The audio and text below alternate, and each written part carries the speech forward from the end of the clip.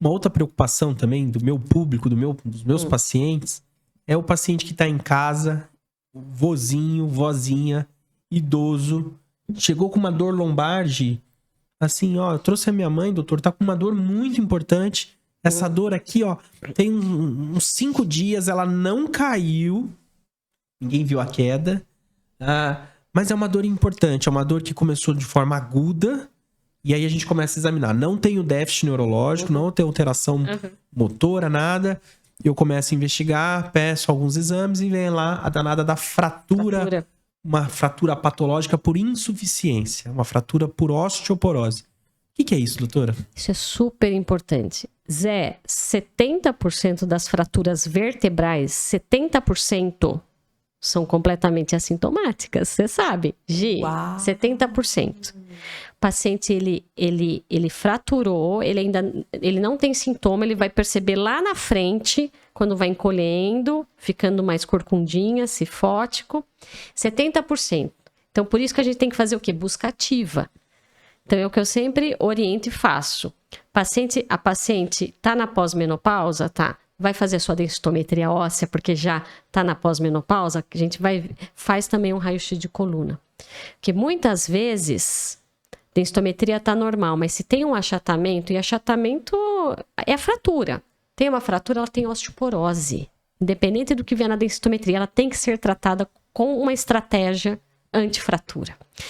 Então, é assim, a fratura vertebral, ela é uma fratura por fragilidade, que acontece espontaneamente, né? Que já classifica o paciente com muito alto risco de fraturas, né? Hoje a gente tem uma estratificação de risco de fratura para os nossos pacientes. Então, o paciente que teve uma fratura vertebral, ele tem muito alto risco de fratura. Ele tem um risco de ter novas fraturas, principalmente em um ano. Tem um risco iminente de fratura.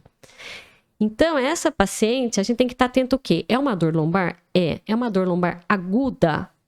Numa paciente idosa, até que se prove o contrário, nesse caso teve sintomas, Gi. Até que se prove o contrário, isso é uma fratura. Tem que fazer o exame de imagem.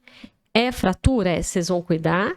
Você vai ver o que você vai fazer, se tem que usar colete, não sei. E daí eu vou ver o quê? Eu vou ter que tratar essa paciente, eu vou ter que dar uma medicação para ela, para que ela ganhe massa óssea e previna novas fraturas. Que não necessariamente vão ser novas fraturas vertebrais, podem ser em outros locais também. E aí, e a gente vai pedir densitometria para essa paciente? Vamos pedir, mas independente da densitometria, eu já estou autorizada a entrar com uma medicação para prevenção de fraturas, de novas fraturas, né?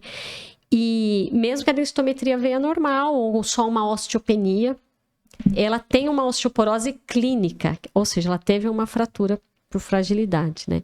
E essas pacientes a gente tem que tomar muito, muito cuidado, porque a fratura vertebral é uma fratura que, embora eu diga que 70% é assintomática, né? É uma fratura que, quando dá sintoma, é muito incapacitante, né, Zé? Sim. E o interessante dessa fala é, o paciente vem e às vezes um raio-x simples que mostra pra gente que é importante, falar que ela já tem, pra especialidade da coluna, não diz muitas vezes se é uma fratura aguda ou se é uma fratura crônica.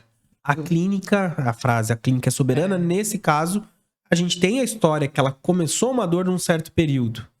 E aí a gente precisa usar um artifício de uma ressonância onde a gente fecha o diagnóstico. Então eu falo pro paciente, o raio-x, a tomografia é uma fotografia que eu não sei qual ano foi tirada. Sim. Pode ter sido há 6 meses atrás, há 1 ano.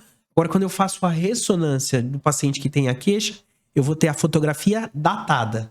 E aí eu vou falar se essa fratura é aguda ou é uma fratura crônica. E ela, quando dá sintomas, ela é muito incapacitante mesmo. Muito incapacitante. E hoje a gente tem muitas medicações também para osteoporose, principalmente nesses casos, né, de envolvimento de coluna, porque quando a mulher entra na menopausa, ela vai caindo o estrógeno, e a queda do estrógeno afeta o osso trabecular. O que é osso trabecular? Para quem está em casa, é um osso metabolicamente ativo, é o osso da coluna. Então, a mulher entrou na menopausa, cuidado com a coluna da mulher, porque é onde ela vai perdendo. Então, é isso. E a incidência maior das fraturas são as fraturas, né, torácicas, né, Zé? Principalmente as torácicas e também idosas, né? Então a gente precisa estar muito atento a isso. 80%, 90% da fratura é nessa transição tóraco-lombar.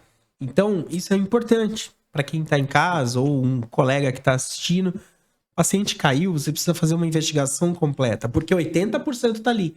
Mas às vezes os outros 20% tá escondidinho, ou acima ou abaixo. E uma outra coisa que a gente tem que sempre perguntar, né, nesses casos, e em toda a consulta, tem que medir, tem que ver como é que é a paciente. E uma pergunta que a gente sempre faz, a gente também trata a osteoporose, depois podemos também falar sobre a osteoporose mais, mas percebeu se reduziu sua estatura? Para essas senhorinhas, quanto que a gente considera uma estatura, né, reduzida, né, importante, né?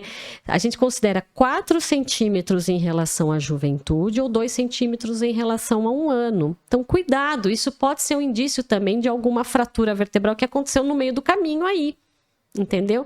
E se teve uma fratura vertebral, até que se prove o contrário, é uma fratura por fragilidade e essa paciente tem uma osteoporose clínica, no mínimo. E tem que ser tratada. E a visão dessa multidisciplinaridade entre a reumato e a ortopedia é fundamental para a gente ajustar o tratamento, para usar a medicação correta e do tempo correto.